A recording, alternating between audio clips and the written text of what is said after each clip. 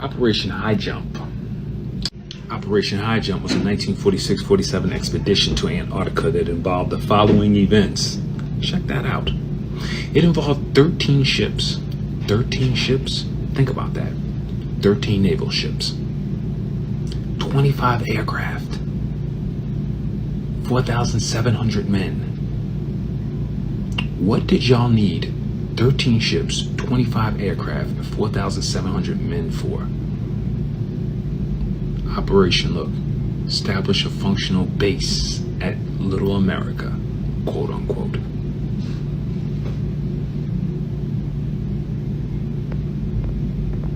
And for weather stations. Why would you need weather stations where it's freezing cold? For what?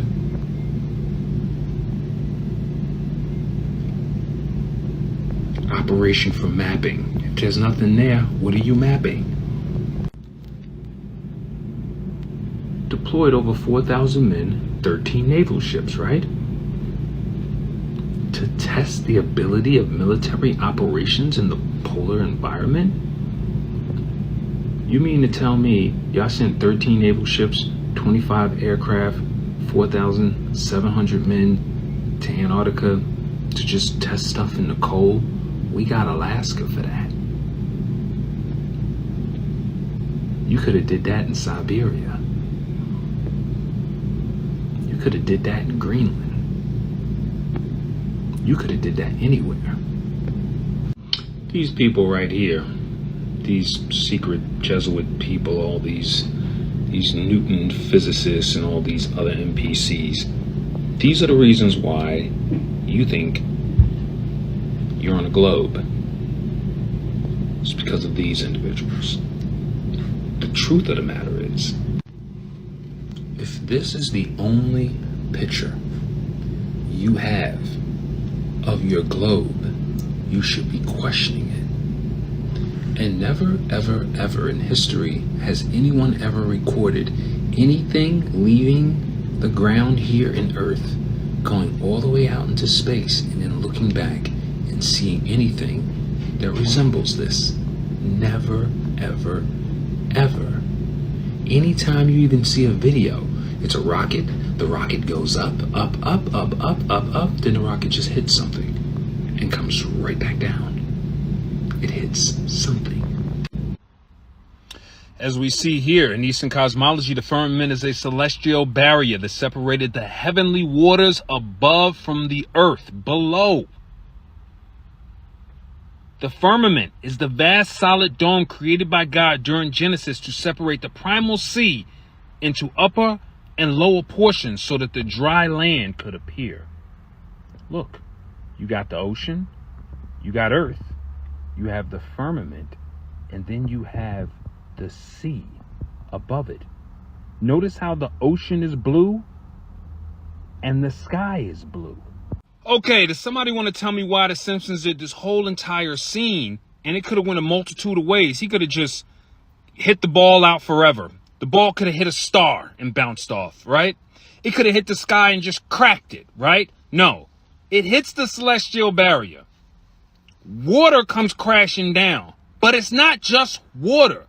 It's the ocean, the sea ocean. Oh, here comes the ocean coming down. There's sharks.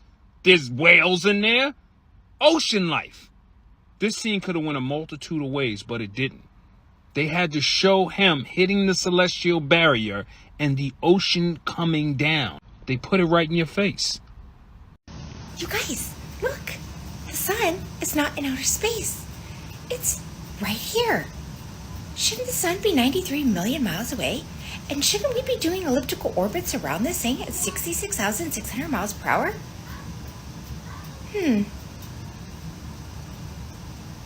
Weird. It's almost like we've been lied to about everything. It's almost like we've been conditioned to believe a religion. You know, like a cult. But there's the sun, and there's the horizon in the background. That would not exist on a flat Earth. You sure about that? It could actually be seen from any angle, which doesn't work on a globe. Skeptical? More like incredulous. Try being skeptical about the globe for once. If you've never been to outer space, how can you tell me that anything that we see in outer space is actually real? I'm talking about all the spacewalks, all the space flights, all the drones going to Mars. How do we know that any of this is real when everything we've been given has been animated so far? Do you see where my suspicion can come from? Now you could say, hey Cameron, well, what about flat Earth? How do you have proof that the Earth is flat if you've never been to space? Well, all you have to do is go and measure some water, because water never curves. No matter what you do to water, it never curves, which only proves that the Earth is actually a globe, because gravity is magically forcing your perception to see curvature, even though there's no curvature actually there. Just like this video with a balloon at 127,000 feet altitude. Even with a fisheye lens, we can't really detect any curvature. That's just how powerful flat Earth is. But of course, I am just being sarcastic. And of course, we've been to outer space. It's just that we have no actual proof of ever being to outer space, other than a few interesting videos. I have to be careful with what I say. Entertainment only. I'm gonna prove to y'all the alien card is in play in 1 minute and y'all aren't ready. Let's go. So first we have Elon Musk with SpaceX, who we've been seeing a lot lately. And you know what I'm talking about. Then we got Jeff Bezos with his Blue Origin. By the way, look at his logo. That feather looks weird. Obviously Space Force. And my friends at the Serpent Agency. Would you believe me if I told you they all had contracts with each other? SpaceX with NASA. And if you think Bezos is irrelevant, don't forget Washington Post with their failure to endorse and people stepping down. And Blue Origin has a contract with these as well. But did you know the US Space Force has a contract with them as well? We also have the new Space Force awarding $70 million to SpaceX to Elon. From these guys to this dude. And here's another huge contract between SpaceX and Space Force. And then Bezos and Space Force. So they're all involved with each other. But did you also know Representative Tim Burchett just came out and said he talked to Trump and that he said there would be disclosure? I talked to President Trump, but I'm convinced that if he's elected that there will be disclosure. And of course we have people like Charlie Kirk seeing UFOs. It's almost time. Absolutely, there's a huge link between the globe and atheism, because if you pay attention to the globalist, what they're pushing is that there is no creator, there was no Jesus Christ. And I'm always discussing with globe believers. 90% of them don't believe the father of lies is real. They don't believe Jesus is real. They don't believe a creator. So the greatest lie ever told by the father of lies is convincing people that he does not exist. Saying that, just imagine, if we lived by truth, we knew that the earth was flat, we could go test it, the firmament, the waters above, who then can there be to deny that there is a creator? There wouldn't. People that are the wrongest are always the loudest in my comment sections. No disrespect, but classic science that's taught in schools and colleges teaches that hundreds of thousands of years ago, the oxygen molecules in the air were bigger. So we had like giant tarantulas on the beaches. They say that that's why dinosaurs existed. Basically, according to their indoctrination, the oxygen molecule made every animal and living being extremely large. So even the pseudoscience realm acknowledges that this exists. Aside from that, though, they found evidence that they did exist. The Smithsonian has confiscated like half of it. They found ligaments from a finger that were like 3 feet long. They found all kinds of fossils and things like that. And then you have massive structures that were built thousands of years ago that could only be explained through this. You, sir, are into the fairy tale stuff. This community is who's looking for the truth. Good afternoon. Aloha from Florida. So I just had a conversation with somebody asking some questions about flat Earth versus the globe. And really there is no competition, there is no debate, there's only denial from people who believe in the globe.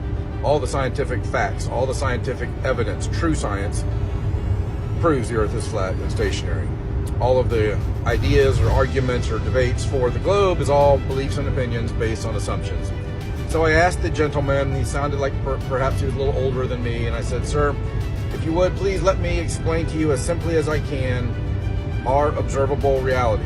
And I should have said, I know this might be relatively new for you, the thoughts might be new for you, so do the best you can to pay attention and not revert back to your belief system of how you think the Earth and the sun and the moon and the planets work. He was asking about the solar system, saying, you don't believe in the solar system. No, we don't believe in the solar system. The sun is not the center of anything. Nothing goes around the sun. If you could trust your own eyes and your own senses, you would look up and see, yeah, the sun and moon are just about the same size and altitude. Yeah, they are moving through the sky. The Earth is not moving. You've never seen Earth curvature yourself.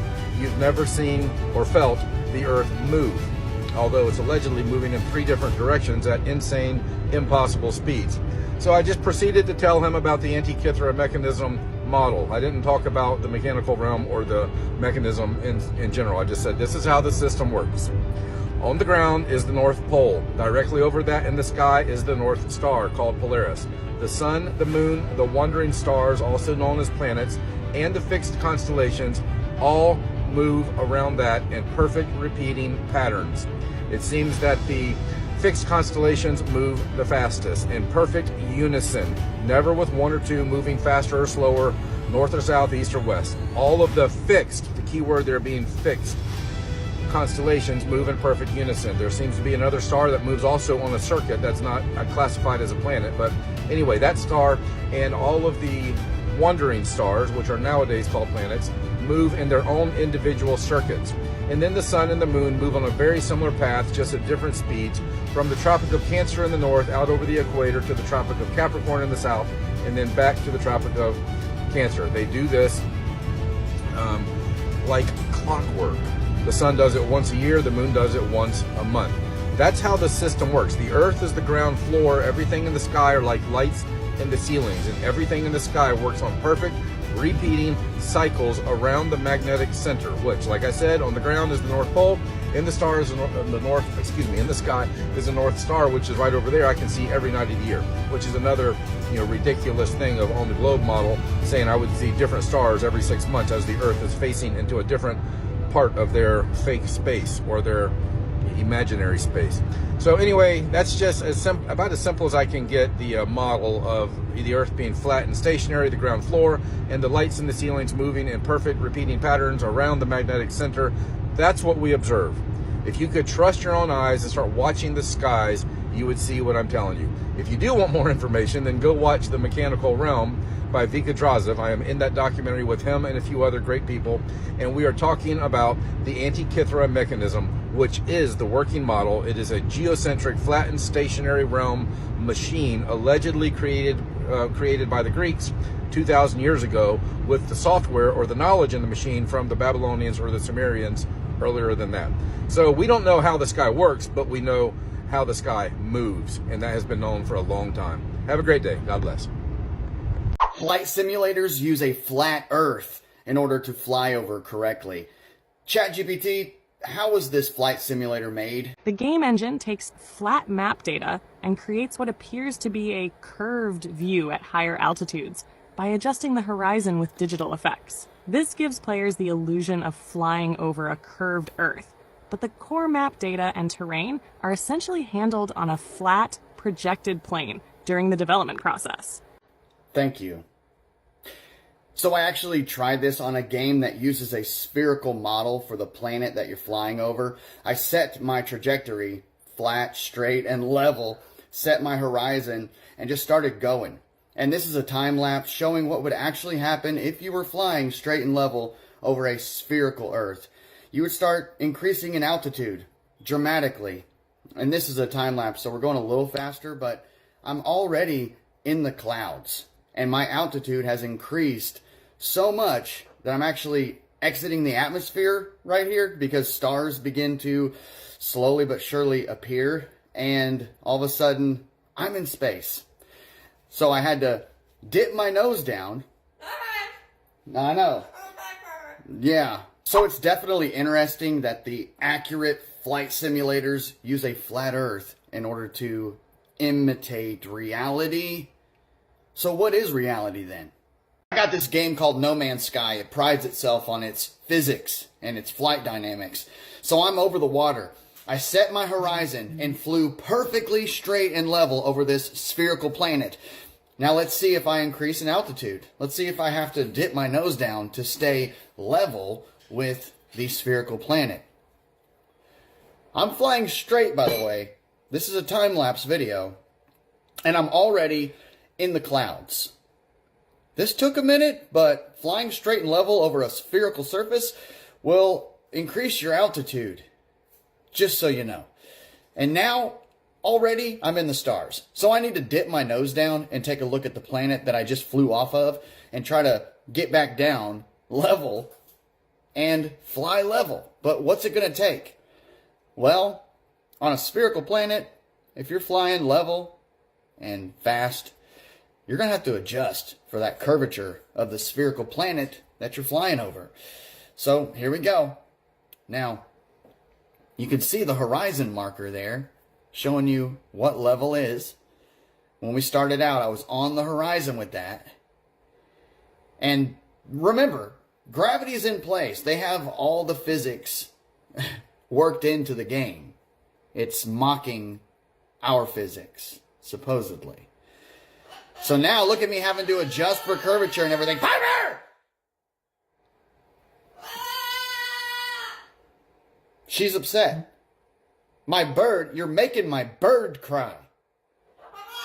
Because you lie to us about the shape of the earth. And now here I am on this video game trying to just... I know, I'm telling them.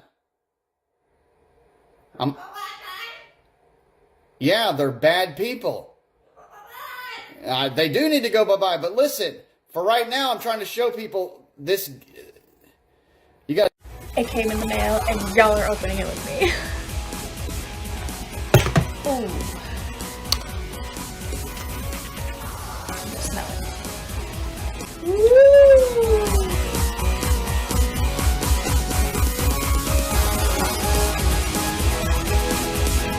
Here we go.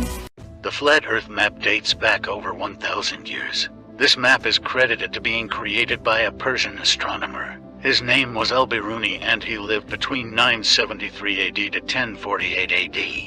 It's the official map of the United Nations and also the United States Geological Survey. It used to be present in many places before the creation of NASA and the Antarctic Treaty in 1959. Here you see it with Admiral Byrd.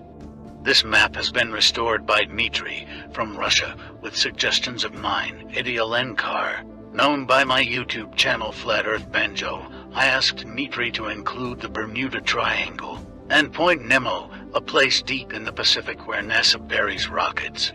Then Robert Tozzi, a professional mapmaker, came along and enhanced the map even more.